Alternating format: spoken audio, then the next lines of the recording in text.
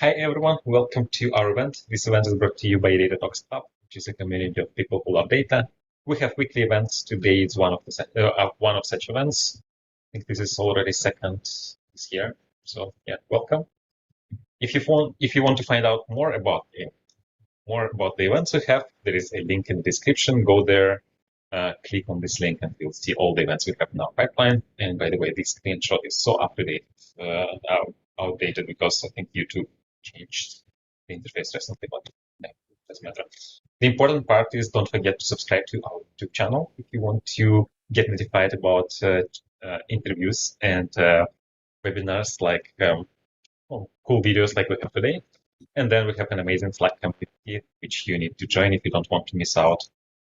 You'll be able to talk to a lot of data enthusiasts. So during today's interview, you can ask any question you want. There is a link in the description. Click on that link, ask your question, and I will be covering these questions during the interview. And yeah, I forgot most of the words I usually say during the intro, so I had to improvise a little bit. But now I will open the questions we prepared for you. Do you know, man, I've only literally just seen those questions because they were in the invite, right? And yeah, I didn't catch them until literally 10 minutes ago. Did we not send you the actual file? Don't think so, but it's okay. I'll flick through and they're all fine, so it's all good. Yeah, we can improvise anyways, and then there will be questions from the audience which are not in the file anyways. Okay, so it means you're ready, right? I'm ready, man. Born ready. Yeah. This week we'll talk about preparing for a technical data science interview. We have a special guest today, Luke. Luke is a co-founder of Neural.AI, a company that specializes in recruiting data scientists and other AI professionals. He has over 10 years of experience working as a recruiter, and what is more, Luke is also a podcast host. So he's hosting the AI Game Changer podcast. Pleasure to have you. Pleasure to be here, man, for the second time. I feel like you and I, we just do podcast episodes with each other now. We really need to get other guests, I think. Exactly, yeah. I was going to mention that Luke is actually second time today. So Luke is one of our very first guests. I think you were like third or fourth. I don't remember. But it was last time I interviewed you. It was 2 years ago when Data Talks Club podcast just started. It's been a while. And yeah, before we actually start, I want to mention that the questions for today's interview are prepared by Johanna Bayer. So thanks, Johanna, for your help. And let's start. So, Luke, tell us what's up, what you've been up to since we spoke last time. Yeah. And yeah, maybe also tell us a few words about yourself before that. Yeah, so maybe I can give you and the listeners a bit of background about me. So as you quite rightly mentioned, I've been in recruitment for well over a decade now. So I've got the grey hairs and the crow's eyes feet to prove it. But historically, I used to help companies find data professionals, but more from kind of like a traditional BI, descriptive, analytics-y kind of focus. But over the past 10 years, that's kind of transitioned and I've kind of worked with the market. So over the past maybe 6 years now, I would say that I've had 3 key focuses. So number one, machine learning or deep learning at the core of all of the engineering hires that I've made. And obviously that would encapsulate all of the other bits around that. So traditional data science or data engineering and everything else in between. I've worked pretty much exclusively with early to mid-stage startups. So I don't do much in the corporate space anymore. As I say, I tend to work with smaller organizations that really need me. And then lastly, I do most of my work in Germany. I'd say that 90% of my work is in Germany. But since the pandemic, I've kind of broadened out to kind of Central Europe as a whole, but I've still got my kind of core client base in Germany. So yeah, that's me. But we found it based in Germany, right? No, I'm in Kent. If anyone knows where that is, it's a really beautiful part of the UK. So yeah, I don't know if you can see actually, but the background, I've just had the office renovated and stuff. So yeah, really happy about that.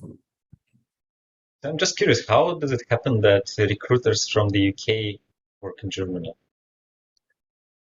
But this is a bit of a long story. I'll try and You're not condense the it. only recruiter from the UK who works in Germany. Like it's quite a trend. I don't know actually many German. Yeah. So the story is, I'll try and condense this as much as I can. So I can't remember when it was, but I don't know what year it was. But long story short, I was moving to Australia. And in the time I joined a company in Australia, and in the time period of me waiting for my visa to come, they were like, look, why don't you join us and work with our German business and help us do some business development and win some clients and do some recruitment in Germany, and kind of the interim of you moving over to Australia.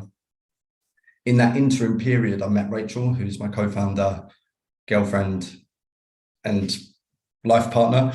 Yeah, as I say, it got to a stage where I was like, well, I'm kind of moving to Australia and blah, blah, blah, blah. So yeah, long story short, it kind of worked out that actually I just stayed in the UK, and I really enjoyed working with German clients and German people in general. So yeah, it just continued from there. That was a very condensed version, but yeah, serendipitous, I guess. But yeah, it was cool, man. Okay. Do you remember what we spoke 2 years ago? Standing out as a data scientist was the topic, right? But That was a topic, yeah. yeah, the specifics, man, you're going to have to remind me. I don't remember myself. But yeah, what you were up to these 2 years? What changed? Apart I from mean, the to new be honest, office, right? yeah, I mean, to be honest, like not much has changed since we last spoke in terms of what I do on a day to day. I think now as a individual and a business, I feel a lot more like embedded into the community. Like obviously I've been running the podcast. I release a lot of content on a weekly basis, and I feel like I'm much more well known in the industry now than what I was 3, 4, 5 years ago. I think that's largely due to now that I More work for podcasts, myself, right? and Sorry. well, yeah, like that's kind of a big part of it as well. But I think largely when I used to work for other organizations that were a lot more corporate and bigger, I had to kind of be a recruiter for that business. But now I feel like I can be exactly who I am, and all of my content and what I do and how I work with customers and people, it reflects that.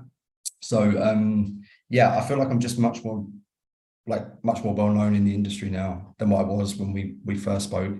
But yeah, as I say, I think that's largely due to just being able to be myself and do what I do, without having ultra amounts of pressure from directors and the organization to make placements at all cost.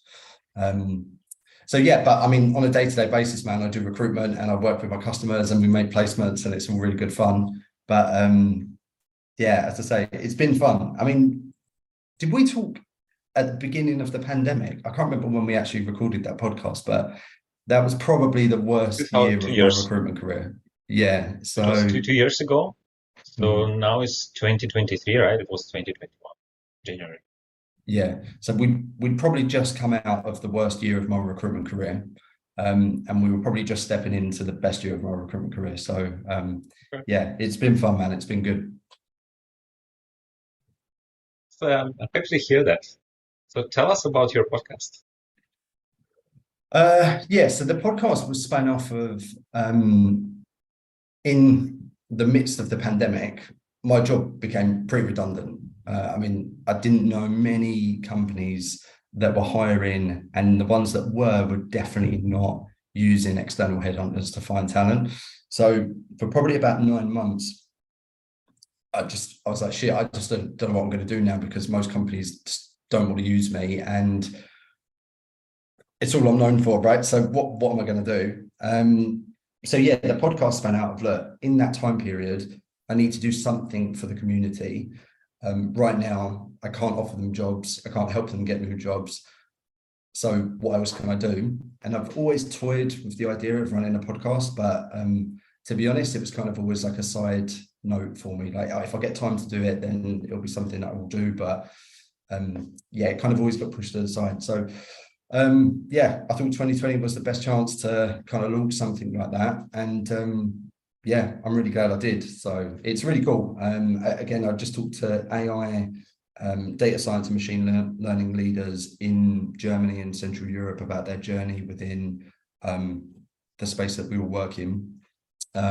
Typically, I'll talk to like early stage founders, and we'll talk about their journey from the first initial concept up to where they are today and their journey to get there. So yeah, it's going well, man. But yeah, to be honest, like after the pandemic, work like completely exploded. So I had to take a bit of a backseat on the podcast for a bit, which was probably not my best decision because we got it up to a really good stage, and then I kind of dipped off because I was just so busy with work. And now we're gradually getting it back up there now. So we run everything on video now, and yeah, it's a slightly different angle than what we had before. But yeah, if anyone's keen, the difference between what you do and what I do is that yours is very practical, right? People can actually learn from the Data Talks Club podcast in one way, shape, or form. My podcast is a little bit more about stories. So I really want to explain kind of the journey of organizations and give people an opportunity to kind of share their story, what the business does, and ultimately just like illuminate the companies that are working in the AI community in Germany. So yeah, if you're interested in stories, maybe not necessarily learning, but like interesting conversations, then it's probably cool to check out. But if you want to learn stuff, stick with Alexi. One does not exclude another, right? Yeah. I'm wondering if we look at the number of podcasts created over a year, or like each year, then there must be a spike in 2020, right? Because this is where Data Talks Club podcast also started. Probably everyone was like, okay, pandemic, what do we do? Let's start. Right? Yeah, it's probably like boredom had a part to play in that, right? It's just something to do, but I don't know if it's just boredom, but I don't know, need to be connected, maybe. Yeah. Okay, so well, you said during the pandemic times you wanted to do something for the community, but you couldn't help them get jobs. So you decided to do a podcast, but now you can actually help them get jobs, right? So how do you do this? So clients typically work with me on positions that they find really difficult to fill. So traditional kind of data science positions, I don't get a lot of work in that kind of space anymore. Usually what happens with most markets is as new things come into the machine learning data science world, there are fewer and fewer people at the beginning of that kind of bell curve, right, of like that particular thing. So usually clients work with me right at the beginning of like new things that are happening in the market. So to give you an example, like MLOps is a really hot topic for me right now. Most companies that I'm working with are looking for someone or people to help with like infrastructure and the operational side of ML. But if you ask me that, like the typical roles that I recruit for like 5-6 years ago, I'd say data scientists and big data engineers. So my role kind of transitions with the market. But yeah, customers work with me to find niche, hard to find people. And my role essentially is an intermediary between the customer and the individuals that I'm representing. So in a slightly different way than what most of the recruitment industry works like, I only work with 2 to 3 customers in one go. I'm only one person, so I can't work with 100 customers at once, otherwise I just wouldn't be able to service them. But yeah, so I work with 2 to 3 customers at once, and I work really, really closely with them. So the way that I typically try and frame it with those customers is that I'm your embedded AI talent specialist for the time that we're working on a particular project together. But externally, with the candidates that I represent, I try and be as involved in the job search with the individuals that I work with as possible. So what I don't want to do is just be kind of like a job filterer for people to just send them job specs and just coordinate interviews. That's really not what I want to do. What I actually, this is going to sound a bit cheesy, but what I really want to kind of become and be known for is that I'm a semi-like career coach. That does sound super cheesy, but ultimately, I think if you've ever worked with me before, you'll know that I pretty much help you with every single stage of the process, be that the intro stage, be that technical, how to speak to VPs and like senior management, offer negotiation and closing. Pretty much I'll hold your hand through the entire interview process from the very, very get-go. And I'll pretty much walk people through the stages within all of the companies that I work with. So yeah, if you've ever worked with me before, I hope you would agree with that. But yeah, so as I say, I work pretty much in the middle between customers and candidates. But what I try to do is work really, really closely with the people that I work with. I cannot say publicly if I worked with you. No. Okay. Yeah, we probably should go through each of these, like you said, there's intro stage, technical stage, talking to management, negotiation. I definitely want to cover all that. But before that, I have a very interesting question. So now the market for all the tech jobs seem to be like it goes down, right? I mean, what I want to say is like I see companies doing layoffs, getting a job is harder. There are now the market is shifting from the candidates being a candidate's market to the company's market. So it's harder and harder to find a position. For you as a recruiter, what changed in the last 6 months? I can only talk from my own personal experience, but Yeah. being really honest, I've not noticed any difference. Okay. In big tech, yes, of course, everything's on fire at the moment. There's tons of layoffs happening, and no doubt people are already affected by that. But the work that I do right now, honestly, it's not any different. I mean, this week I brought on, well, I mean, there are potentially another 2 to 3 customers that want to work with me right now. So I'm still at capacity all the time. That said, you know, I don't work with everyone, so I might have a very small window on what the market actually looks like.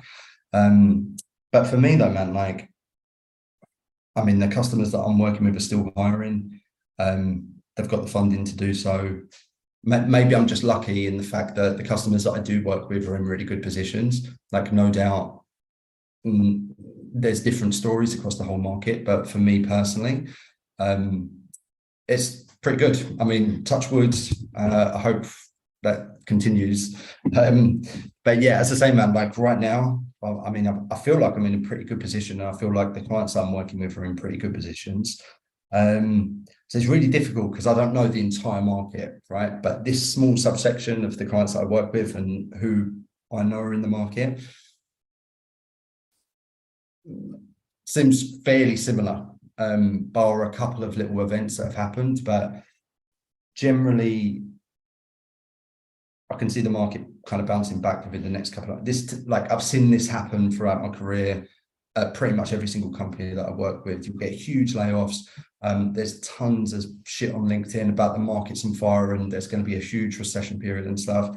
And then in 6 months' time, everything is kind of back to normal. So I'm not worried about what's happening out there, I guess, but maybe that's super naive and really ignorant. But yeah, from where I'm sitting right now, man, the market's still on fire, especially if you're good at what you do. I mean, there's always going to be opportunities. If it's not there, it's going to be somewhere else, right?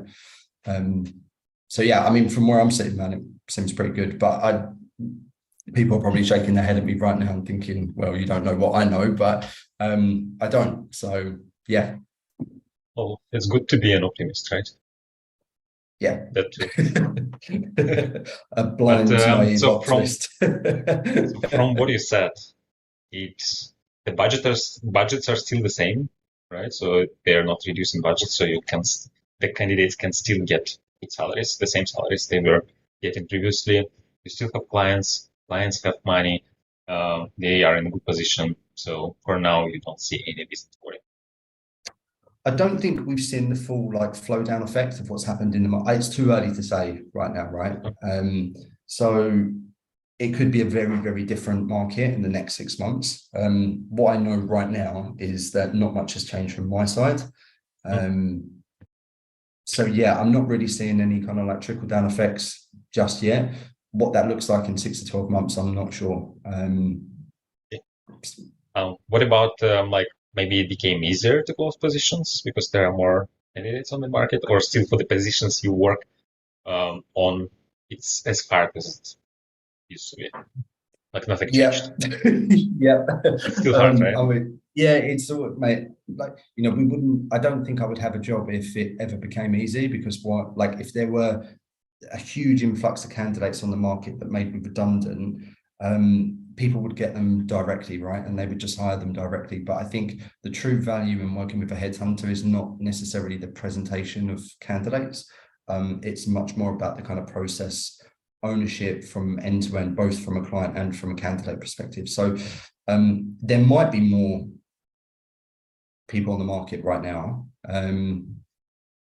but then there's still the same amount of competition going after that talent, so that doesn't change. I mean, it's a bit messy right now, right? I don't know exactly how that's going to kind of transition over the next 6 to 12 months, but yeah, for me, I've really not seen anything where I'm like, oh shit, this is a big change.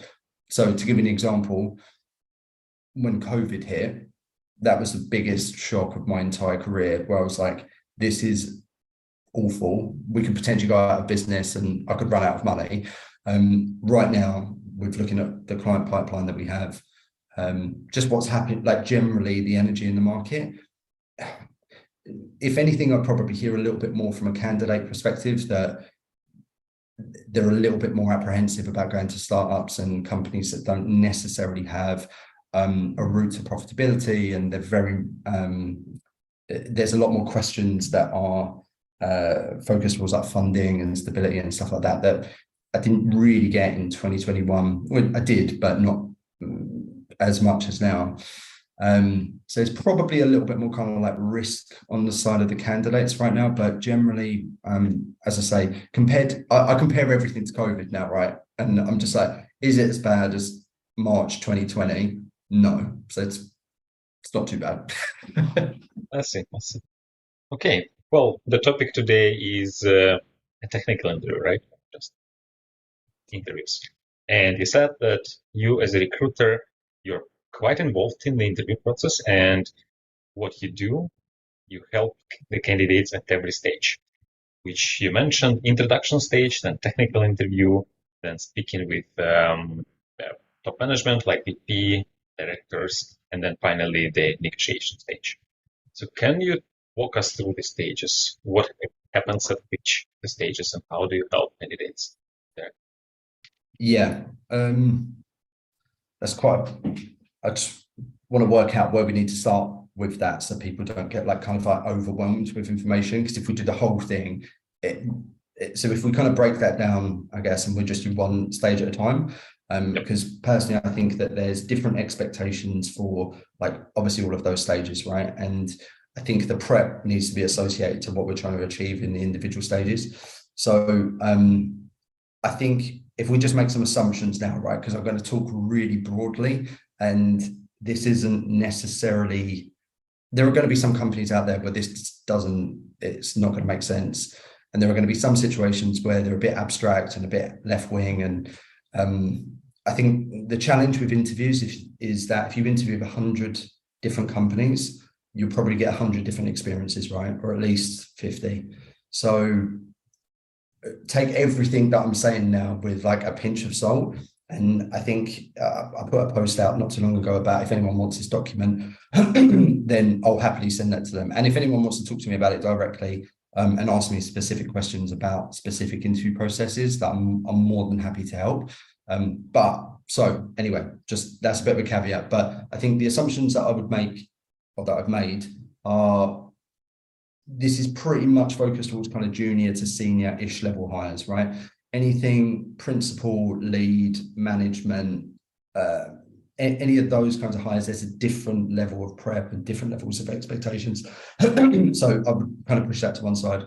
Number two is that in the interviews that you're going to, you're actually capable of doing that role, and it's a logical step. So you can't, if you're a junior engineer and you're prepping for a CTO role, I mean, you can prep until your eyes fall out, but that's probably not going to happen, right? So number two, the roles that you're interviewing for, you're capable of doing.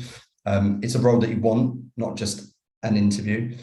And the process is fairly standard. So I mean, what, 3 stages: intro, technical, final stage, senior management, VP-ish kind of interview. That's typically what I see, maybe 2 stages in the technical part, but generally that's the kind of process.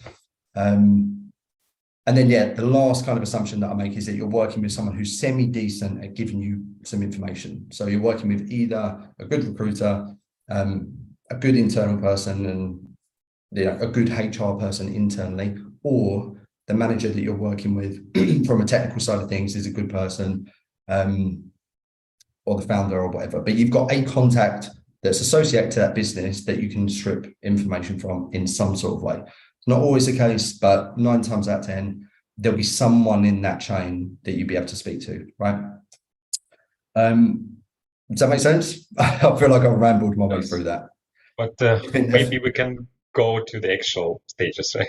Yeah. Do you think they're fair assumptions though? But yeah, cool. No. So the intro meeting is obviously going to be the first stage with all companies. It's with you, right? Or I don't class me as a stage in the interview process. So it's like stage 0, sort of like the chat with you, the initial one. When Yeah, you reach out to a date, you say, hey, I'm working with this client, I have this awesome role, how about him?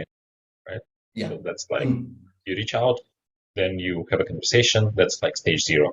Then you understand, okay, the candidate wants to move to try this position, right? And then what do? You show this the CV of the candidate to the company. They say, okay, let's interview that person, and then you arrange the interview. And then this is where the introduction, the intro stage happens, right? Yeah, correct. So typically, well, I mean, the companies that I work with now, I've worked with them for quite some time. So usually I'll just book people in onto the diaries because I've got such a good understanding of what they're looking for. I'll send the CV as, just to be polite and just be like, hey man, I'm booking this guy in with you. If you've got any questions, let me know. But I'm kind of at a stage now where the customers that I work with, I just know them inside out. So there's not really much guesswork in terms of the work that I do now. But anyway, yeah, exactly. So the way that you should look at me is I'm a filter between the client, the end client, and the candidate. So I'm not an interview. Like for me, I really want to understand what makes you tick as a candidate, right? Because you might say some things to me that I think, do you know what, man, that's not going to work with this customer, or that's not going to work, and that's not the right role for you. So there's going to be better opportunities out there that will give you that kind of thing that you're looking for, right? And then vice versa. If there's parts about the cultural fit, or if there's parts about the technical skills that I know that they definitely need, that are going to be like an instant reject, then that's my job to not put forward people that are just totally irrelevant, right? So that's where I sit. So yeah, first stage is obviously always going to be the intro meeting, right?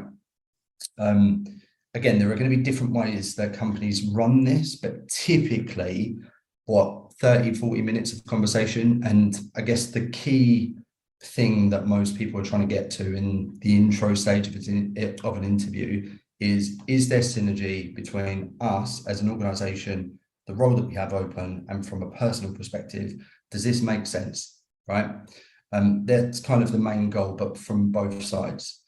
So the prep of that, I mean, if you've got any specific questions that you want me to answer about that, or like what does it look like?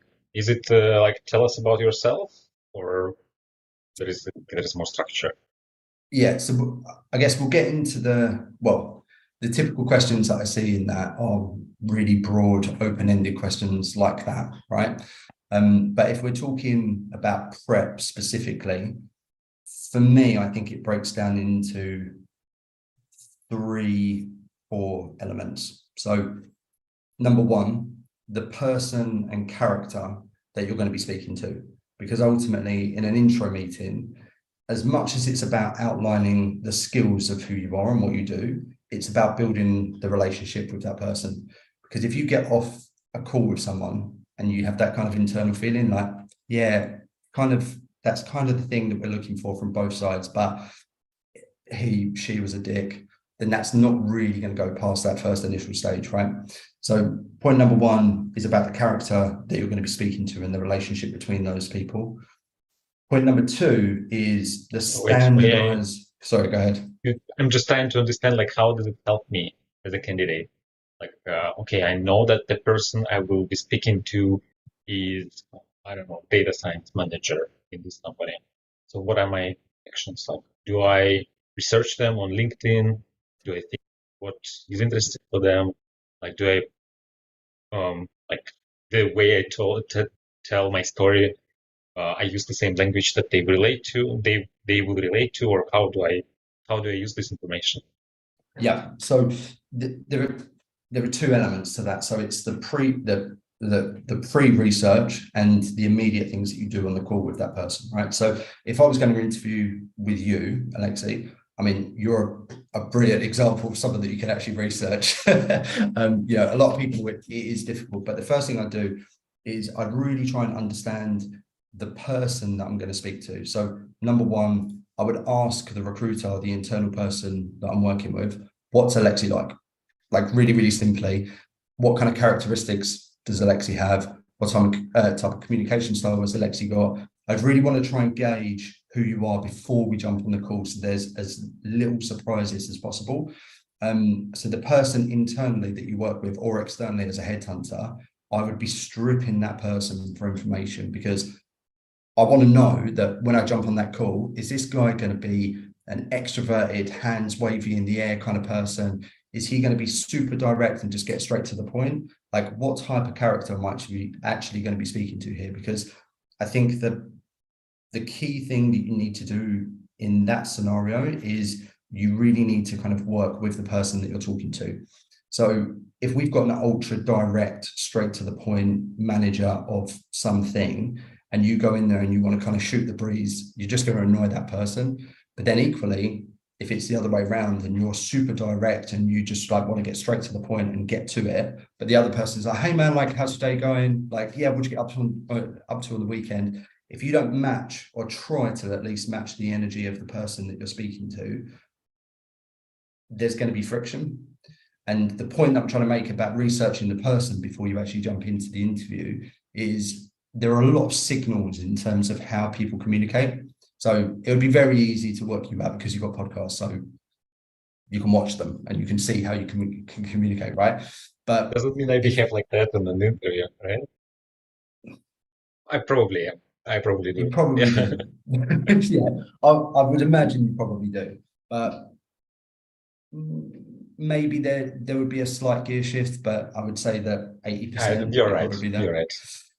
But anyway, so the way that people communicate online, it gives you a lot of signals about how that person is going to communicate in real life. So even the way that they would explain what their roles are on LinkedIn, for example, for me, I mean, I do this all the time, right? But if I jump onto a LinkedIn profile now, and I'm making huge assumptions here, but like usually I can get a really good feel for that person before we even jump on a call.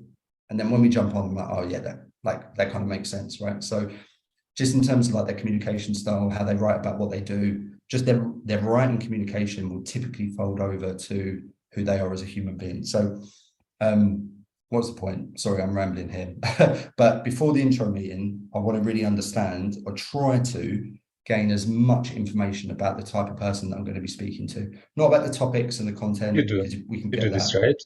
So I Yeah, guess in this case, when you're helping the candidate, when you're working with the client, you're helping the candidate, you already did this homework, right? So then you would tell the candidate, hey, this is the person you're going to speak to, right? So this is their personality, right? So like they prefer to be direct. So yeah. Get to the so point, you be do this. But concise. if Yeah, but let's say if somebody is not as lucky to work with you, right? Somebody is going through a different process, then this is something they can do on their own, right? Take a look at the LinkedIn profile, look up that person in Google, right? Maybe there are some custom references. Maybe there's, I don't know, talks. Maybe there is something that can help to understand personality. Yeah. I mean, and don't get me wrong, this is not an exact science, right? So it's not something that if you follow this process, you're going to get it right 100% of the time. Because, some people just don't even post on LinkedIn and they've got no online community, right? So how can you work out anything about Online that presence at person? all, right? Yeah, exactly. So, like, don't get me wrong, but you want to use these as signals, right? So you don't want to make any like absolutes before you jump into that call. You want to think, I think this is the type of person that he or she is going to be like. So if you can kind of get to a stage where you're like, right, well, this is the type of person that I'm going to be talking to. This is the type of character. This is the type of personality. You can start to adjust who or how you communicate to that person, right? The second part, in terms of the intro meeting, is you need to really quickly assess the person on the other end of the Zoom call or directly in front of you or on the phone call within literally seconds of speaking to that person. Because people will tend to like communicate in the way that they want to communicate, right? So you ever have a Zoom call with me, I'm like, hey, how's it going? And that's how I communicate as a person. So I'm full of emojis and I'm like super expressive and that kind of stuff, right? When someone links with me on that, the calls are really like they do well, right? But when I have a call with someone and I'm like, hey, and they're like, hello, I'm like, I need to change the way I am right now. Otherwise, I'm going to be jarring for this person and they're going to think I'm a dick, right? So there's a website that I'll put it on the document, but it's called 16 Personalities. It's essentially like a psychoanalysis of different personality types, different communication styles. I recommend it to anyone who's interviewing to really try to understand at least their own, but have a good understanding of what other people or who other people can be and how they like to communicate. Because the first initial 10 seconds of a conversation, if you don't pick up on that and then you continue going down a road of jarring, completely different energy level, be that one way or another, the call, again, I don't want to talk in absolutes, but 9 times out of 10, people will be on opposite ends of the kind of spectrum in terms of how they're trying to communicate to each other. So for me, I always try and work out the personality, character, and the person before I do any prep. Because the way that you communicate to that person is going to be one of the most important things you can do. The content is obviously important, but if you deliver it in a way that doesn't land, it's kind of irrelevant. It's important not just for interviews, right? But pretty much everything else too. Yeah, I don't know, it's dating life or in general. whatever, Yeah, or like I don't know, meeting, networking, right? yeah, exactly. Like you, there's probably been times in everyone's life where they've had a conversation with someone and they just instantly click. They're just like, we get each other. We're on the same wavelength, right? Probably they have the same personality, right? Yeah, it's the same It's one of communication the style because 16. you're singing from the same hymn sheet and you're communicating in a way that the other person likes to communicate and understands, and it's natural. But in interviews, obviously, you don't have the privilege of choosing who interviews you, right? So it's not like they're one of your friends or whatever. So you have to deal with the person in front of you. And I think that understanding the personality type of the person that you're talking to, doing your research about that individual will give you at least a good start, right? I took a look at the time and realized that the topic for this interview is technical, like technical interview, right? And Yeah, I love the topic. Like this is really interesting. Like these 16 personalities and like how you assess that. Um, Anything else you want to mention on the intro meeting before we move on to the technical? yeah, there's one more thing. So typically, you'll have standardized questions. Tell me a bit about you. What's your background? Tell me about some projects that you've worked on. What are you looking for? All the normal kind of everyday recruitment stuff, right? One more final thing on the intro call is, well, there's a lot more in the document, but one more for now. I would highly recommend standardizing your answers to that and practicing them so they are really fluent and you can articulate who you are, what you do, why you're looking, projects you've worked on, examples of things that you've done in a just on demand. So if someone says, Alexi, sounds like Alexa, Alexi, tell me about a project that you've worked on that you're proud of. Cool. Here it It is. should be like an elevator pitch for pretty much everything, right? Like Yeah. tell you about yourself, like I don't know, a bunch of projects you worked on, So you should have a story prepared for that, like concise to the point, right? And if they ask for them, they details. Yeah, so like the STAR methodology, if no one's ever heard of that, it's situation, task, action, result. It's a good thing to kind of work towards, but if you practice enough, it can sometimes feel a bit rigid if you like, hey, like, this is the situation, this is the task, this was my action. That's going to come across a bit manufactured.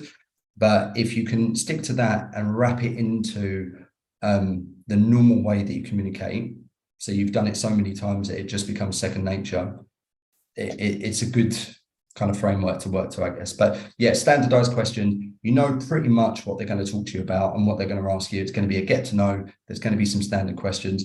Get some good examples, work on them, have them so they're on demand, ready to go, and you come across really articulate. Because I think you don't want to get caught out on, hey man, tell me about you. And it's, I mean, I might, like if I don't practice, like if, let's say last time I had interview was 4 years ago, then I might be, and then start like the story from my childhood. yeah. Probably not So what they were. yeah, exactly, man. But yeah, so the intro meeting for me is like quite, that's one thing. Obviously, this is about technical interviewing, right? So the key, go One thing, ahead. I noticed that I cannot access Slido. So if any of you are asking questions, Slido just doesn't load. So please put them in the live chat and I will be able to see them from the live chat.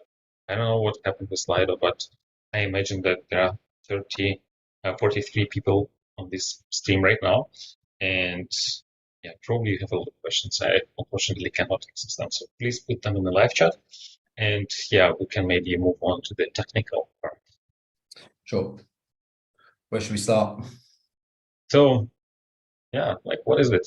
Like what is what do we usually have in the technical part? Like is it like coding, theory questions, what else? Yeah, so I think probably there's mainly three, maybe four key things in the technical thing. Number one, binary questions. What's the answer to this? What is the correct answer to this thing? Number two, what would you do, or what if situations? So what happens if this happens? How would you deal with that? Example-based questions. So tell me about a time that you did this. And then lastly, coding challenges, coding like tasks and stuff like that, right? So yeah, that's typically what I see in the technical interview. But I mean, again, and this is why we need to be fairly generic here, is that most companies or all companies are quite different from how they run their interviews. So this isn't the blueprint of how it works, but generally there'll be some kind of like technical session in the middle. How companies frame that is different from business to business. What are typical questions that you see? Of course, companies are different. If you interview with 100 companies, you will have probably 100 different questions. But well, some of these questions will be probably similar. Like if you interview for data scientist, you will see something that comes up very often. Right? So do you know what kind of questions are there usually? I don't know, theory, coding. Yeah, I'm with you. It's very closely aligned to like those four types of things, right? So again, all companies, and this is part of the prep, all companies will have different expectations on what they're going to speak to you about. So for me, I would never prepare for specific questions. I would practice questions in case they come up. But when it comes to preparation for technical interviews, what we need to do is really try to understand the expectations of the individual customers that we're trying to work with, right? Or the individual companies that we're trying to join. So the questions, I mean, I could tell you some, but they're not going to be relevant for everyone else, right? But what is relevant is setting the expectations, or trying to understand the expectations of the clients that you're interviewing with. So again, if you had someone on the inside, or a HR talent person that you're working with, or a recruiter, when you get to a technical interview, the first thing that you should be asking is, what are the expectations of this interview? You should never, ever in my opinion, go into an interview and say it's a technical interview and that's all you know. That is blasphemy in my word. Every single time you go into any interview, you should really understand, at least from an agenda perspective, the context of what you're going into and speaking about, right? Because you need something to base your prep off of. So yeah, number one, I'd always do this before. So let's say I'm working with you, so I am over, like I passed this introduction stage, and now you set an interview, a technical interview with like somebody, I don't know, senior data scientist. So what do I do? Do I ask you, or do I ask that person, like, what are your expectations in email before the interview, so I know what to expect? Yeah, this exactly. is what you're saying. Yeah. So let's say you got through the intro stage and that all went really well. Luke, I'm really keen to continue. What's the next stage and what are the expectations? So if we're in that technical stage, I should be able to give you a very strong, or at least some pointers in terms of what they're going to be looking for within that technical stage, right? And that's the kind of baseline for your preparation. What we don't want to do is go really broad, really generic, and kind of not really know what goal we're shooting at. Yes, there are some really good sites out there where you can go and practice, like coding questions and LeetCode and HackerRank and Codeforces and stuff like that. But generally, I think when we are prepping for an organization, we want to keep it as focused towards that business as we possibly can, which leans back onto, I would only recommend that you do this if this is like the role that you actually want, and this is the company that you actually want, because it takes time. And you need to look at the organizations and think, well, firstly, you want to ask the question because that's going to give you the good baseline to work on. But then secondly, you want to start looking at the individual job specs and roles that you're applying for and interviewing for, and start to work out the levels of essential v secondary v ideal skills, because that's going to give you the prep, and that's going to give you the direction of how much time you put on the prep. Because for me, I'd much rather the candidates that I work with spend a ton of time focused on really getting up to scratch on the core essentials of the role, spending 20% of their like their prep time on like secondary skills. And then if we've got any time left over throughout that prep stage, work out what else is the like ideal other things that might be really beneficial to the role but aren't essential or secondary. So the questions for me they're important, because with the customers that I work with now, I do know some of the specific questions that they would ask, but I don't share them with candidates, because then it would become unfair. Like if I say this is exactly what they're going to ask you, then that's not fair, right? But anyway, yeah. So I'll give people pointers about the areas of what's going to get spoken about, and then I'll set the expectations for how much they should know, or how much they should be able to articulate themselves within those particular things, right? Do you mean like how deep in theory you should go, or like you can just cover the basic concepts, like you don't need to go too deep, things like that, right?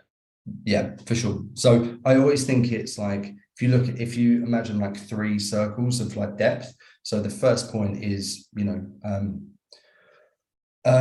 fairly basic, everyone should understand points about this. Then I would never skip over those points, because candidates sometimes, when you think that you know it, if you've not been asked to articulate it for a while, the fundamentals are always really important, right? So I never say skip over the kind of basic questions and the basic knowledge, because I think that if you get asked a question that's fairly simple and something that you probably do on a day-to-day basis, but you don't know how to articulate that in a really fluent way, how they read that is, do you actually know the answer, right? Yeah, exactly. You don't know the answer, but it's like you start rambling and then you don't read the answer then, right? Yeah. So like to give you an example, one of the questions that catches like loads of candidates out in one of the clients that I work with is, what do generators and decorators do? In Python. Yeah, and tons of people use them and they know them, but to articulate what they do is, some people get really caught up on that, and then they look at that candidate and think, didn't really know it, like didn't really explain himself very well or herself very well on that particular point. And then it's just a little, it's not obviously a red flag, but it's a cross next to your name in terms of one of the particular things, right? So I always say, definitely think about the fundamentals so you don't get caught up on anything that you know that you could easily work with, but just for some reason, interview nerves, being pressured in an interview, whatever, you fuck that part up, right? Anyway, so first circle, like essential things that are real high priority in the fundamentals. Secondary, how do we level that up now? Like, what's the more difficult versions of this? And if I was interviewing you, what would my question be that's going to be a follow-up question to what I've just answered? Like, how do we make that question I've just answered correctly 10 times harder? Like, what's the natural follow-up stage there? That's what I do usually. Like, I don't have a list of questions I ask. I just, tell me about the project you worked on. And then the person tells about the project and they say, okay, I used this model, like, I don't know, random forest. And then tell me about how random forest works. Yeah. And then I like start digging, like every time you say something, I try to, follow up. And then, yeah. Exactly. But I guess some people have different interview styles, right? Some people just have a list of questions and then they maybe don't dig deeper, but want to check your, like the breadth of your knowledge, right? Yeah. But then if that is the case, we should know that, right? Yeah. If someone's going in for a breadth interview where they want to see how much you know in cloud and X and Y and Z and all of these areas, then that's what we should be prepping for. But we can't do that if we don't know the expectations from the business or from the recruiter or from the internal talent person, right? So for me, I always think that all businesses should not give people the answers and not give people like so much information that they can walk through the interview process easy, because it does need to be, in my opinion, it needs to be tough, and we need to work out if people can actually do it and they can think from themselves and all of that sort of stuff. But you can't set people up to fail. Like, you can't be like, turn up for a technical interview and we'll see how you go. Like, that for me is bullshit. So I think we definitely need to at least have context about what's going to get spoken about. And then you can prep for it, right? But then it still follows the same principle in my eyes. Like, what's the follow-up question to this particular thing? Like, what kind of flow chart would I ask candidates, or would I ask myself if I was interviewing, that will make this difficult? And then that gives you a lot more of a kind of like free flowing prep, rather than being like, I think they're going to talk about this, I think they're going to talk about this. Realistically, if we're talking about this particular subject, most companies interview in the same sort of way as you do. So let's talk about this particular question. Let's see how they answer it. And then let's stem from that particular answer. So if I was prepping for, like, if I was a machine learning engineer or data scientist, this is how I would prep. I'd be like, right, let's start on something that we definitely know is going to get spoken about. Outside of that, how do we work around that to build more of a breadth, but also depth within that particular thing, right? I'm rambling now. But yeah. I'm just thinking, how do I stop you? Sorry, man. No, that's fine. I'm joking. So I see that we have 3 questions. Maybe it's time we actually covered them. So the first question is, what do you think of companies that mainly ask very theoretical questions, as if data scientists should all know mathematical and statistical formulas? I think if it's relevant for that business, then it's valid. But I think, How often is it relevant? Sometimes I feel like people don't know what to ask the internet, and they just Google a list of questions, and this list is theoretical, and then just fire these questions. yeah. So if it's completely abstract, these are our interview questions for no other reason apart from these are kind of the right things that you would ask in an interview for a data scientist, then no, that's bullshit. Like, all of the interviews, in my opinion, should work backwards from the job responsibilities and what they're going to do on a day-to-day basis. So if that's something that they're never going to touch or don't need to know, then why ask it? Like, what's the point? Because you studied this at university, you had really hard time, and you feel like everyone should also know the answers to this question. Yeah. I mean, I've heard that before from clients I work with, but how much impact does that have on a candidate's ability to do the job right now? if they can recall something that they learned 6, 7, 8, 9 years ago of a very specific thing, what impact is that going to have on if they can do that right now? I guess the flip side to that is no, I don't think there's a flip side actually. I think they're bullshit. I'm checking the second question from Ahmed.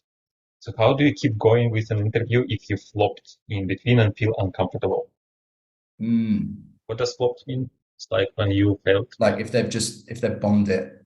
Bombed means like if you kind of failed, right? If you didn't do well. Fucked it up. Yeah. Now it's 18 plus podcast. Sorry, man. So I guess it depends. Sorry, I know it's a really awful answer, but I guess it depends on how you've bombed and like how that feels in the scenario. Like it would be good if they could give me a little bit more of a specific, and it depends if you really want that job. So if I've bombed in an interview before, like absolutely. And but I really wanted to work there. So it didn't work out in the end, but I've got nothing to lose at this stage, right? So if you've bombed in an interview and you think I can do better than that, that was just a really bad day for me, I'd tell them. I would go back and I've had multiple people that I've worked with who have bombed interviews, and I've said, look, take 4 weeks, we're going to prep on these particular things that you absolutely bombed on, and then we're going to retake that interview with that client. And people have got jobs from that. So that's cool. Really? So it happens. It happens. Yeah, 100%.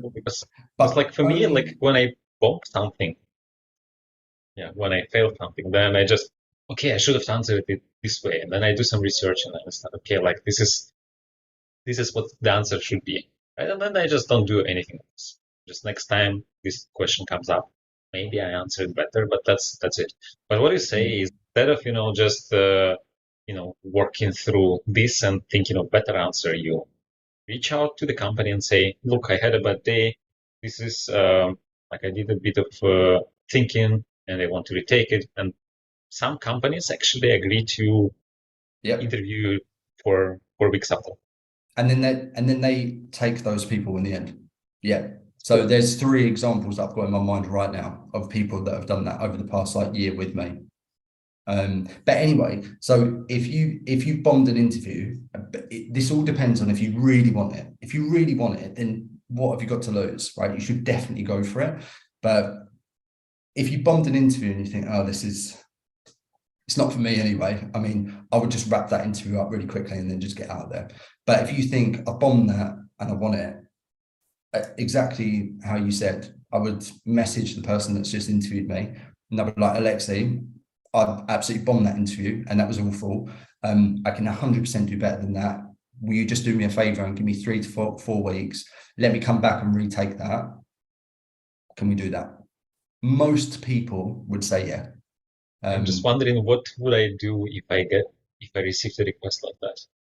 Like, and what our recruiter would tell me to do. I never received a request like that. That's it. Let's see if anyone who's listening to this interview right now, and then we'll have an interview with me, and hopefully you don't bomb it, but in case it happens. But the risk there, sometimes, sorry? Just one more thing on that. So the risk there is that you do that and then you bomb again. Oh yeah, oops. And I've had that, and it is heartbreaking to be like, sorry, man, you still wasn't good enough. That's the risk that you take. But if you really want the thing that you're going after, I mean, I would take that risk every day. Question from Alvin. Is it okay to apply to different roles in the same company within a short amount of time? If it's relevant. Yeah, but I wouldn't like pepper gun a company and apply for everything. Like, so I mean, there are some people that would look at that and think, oh, that's a bad sign. I don't really see it as a bad sign, as long as I just think it's a bit lazy to be like, apply all, click, click, click, click, click. Because I've seen people that have applied for like work student jobs and then senior and principal engineers, and like you're not looking at what you're doing, right? So I don't think it's a bad thing, but just make sure it's super relevant and just keep it focused towards what you actually want to do. So, but I think we spoke about this last time. I think the best thing you can do is actually just reach out to the right people and speak to them directly. Otherwise, you just get put into a black hole of 10,000 other applications and you're probably never contacted. For me, the standing out part is about being different and doing something differently. So I would personally just reach out to the people and say, this is what I want to do, and this is where the impact I can have with you guys. This is the impact I can have with you guys. These are the roles I'm thinking about. What should I apply for, and where should I go? And yeah, I can add to that I also see nothing wrong. So we sometimes have two positions that look similar, but they're from different teams. It's fine to apply to them. And then, yeah, talk to the recruiter on the first interview. Say that, yeah, apply to actually. And two, we should be wrapping up. So the last thing I want to ask you, if you have any book or other resource recommendations that you can give to listeners. Yeah. So on this document, I mean, I'll tell everyone now, LeetCode, HackerRank, Codeforces, Algo Monster, Educative. I don't know if you've ever heard of them before. They're really, all of that, if you want to practice just questions and interview questions and engineering questions and science questions, they're really, really good. They're really, I know there's a lot of controversy about LeetCode questions and all of this sort of stuff, but companies run interviews like that. So if you want to practice, they're really good places to start. But then equally, as I say, this document that I'm putting together about interview prep, I'm really sorry we didn't get to really dive into like a lot of the topics today, but this document, this document, I'm going to work on it and I'm going to expand on it. So if anyone wants it, reach out to me on LinkedIn and give me a couple of days to make it look like it's not been written by a 5-year-old, and then I'll happily share that with everyone. Can 5-year-olds, right? Yeah. Okay. Potentially not. Is there any chance we could include it in the show notes? It will be released like in a couple of weeks. Sure. Yeah. Yeah, as I say, man, just give me a couple of days and I'll jazz that up, and then we'll add it in. Okay, it's always a pleasure talking with you. So second time was fun. Maybe we should in a couple of years do the third one. Yeah, I'll see you in 2 years, man. Maybe earlier. Yeah, thanks for joining us. Thanks everyone for joining us too. Thanks for questions. I hope you enjoyed it and have a great weekend. Cool. All good, guys.